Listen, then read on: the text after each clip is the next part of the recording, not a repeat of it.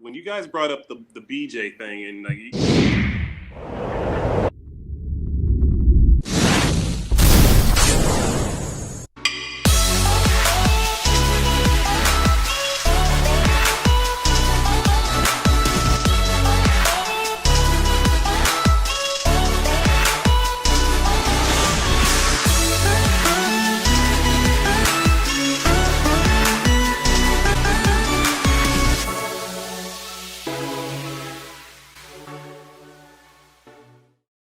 Of dating and marriage. Have you guys caught up on all the series? As a bartender, I've seen when you guys brought up the BJ thing and like the ladies, you guys kind of made a face like You have to remember, especially as men, as we get older, we become more in our place and maybe our finances.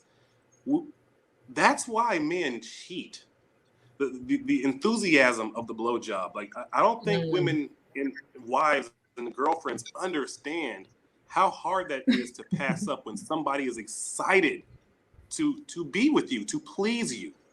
And so many women, and your body languages, just when they brought that up, you laughed it off like, I ain't doing that. No, like I think a lot of women feel they get that wasn't what I was thinking, but yeah, I think we were all. I wasn't thinking that. The mistake. Okay. Then my mistake. No. I did give off a body language. But that wasn't what I was thinking as far as brushing it off, because man, judge body language. To add something. Go ahead. Yeah, so I'd like to add something to that. Exactly what you're saying is exactly what she was saying in the video. Corey, turn around. Anyway. And what you got to say about it? It's right for me. Right, exactly. What you looking at, Corey? Huh? Go ahead. Exactly. I'm looking at my beautiful wife. Anyway, so as I was saying, exactly what you just said, what the funk, that's exactly what Pindile was saying in the video. She was like, it's one of the biggest compliments, and she was like, it doesn't compare to him being with you inside you, but it's the next best thing. And so, like you're saying, as far as that excitement, it's the way to make us submit. When women want the power, and that's where your power is. When you make a man weak, we'll sign over everything to you when you seduce us in that way. And I think many women try to get power with their words and their energy. Cleopatra almost took over the world because she knew how to trick men to thinking that they were the best. Absolutely. In reality, she was the one that was really controlling things. Well, I would say that I think that it is a powerful woman, especially a wife who knows how to turn her husband's head. I don't think it's necessarily in a BJ per se or whatever, because we can flip that script, right? Because some women enjoy getting their the kids right there, babe. It's in a wise woman that have the ability, the know-how, the power to turn her husband's head. And let me tell you something. Every woman can't do that. That's why when men go cheat, they go right back home. My body language. I'm going to tell you where I was coming from. I used to go to church. We used to go to church a lot, and you would hear this whole marriage plan. If you do this, your marriage will be this, and everything. You guys are going to run off into tulips and all this other stuff. My reaction to the video was from my experience with marriage and other people that did everything along that whole list, made them flip, turn upside down and everything else. And then they still went out and did whatever they were going to do. So that was my reaction, because I'm very leery when a Niecy Nash or this one or that one tell me what I need to do in order to keep a man.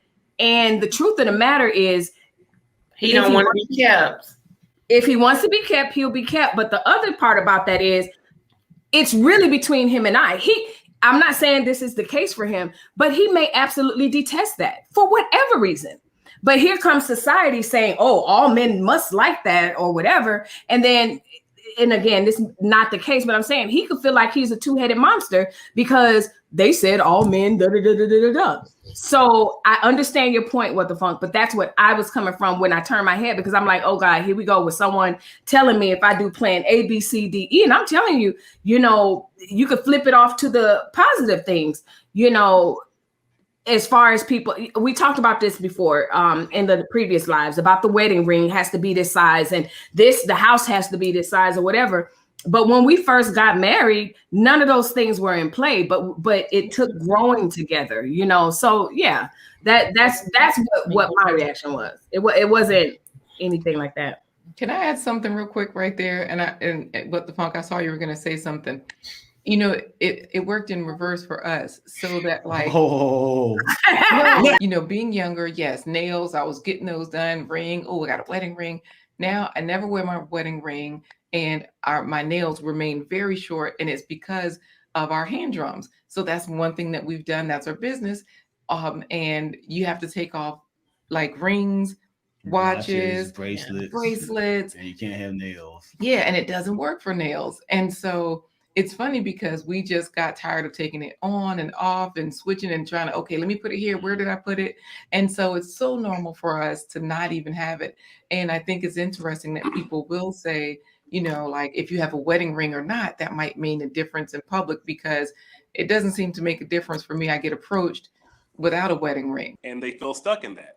And then a lot of times what happens is that they'll meet another woman that reminds them of what their wife used to do or how they used to treat them. Like, how dare you make me change? That happiness that you're seeking can very well be found in the relationship that you are in. We've had part 1 with the ladies. We had part 2 with the couples. And guess what? The men return. The couples are back for part 3. We want to help build strong women, so that we can have healthy, strong marriages. So join us live Sunday, October 10th, 9 p.m. Eastern Standard Time. See you soon.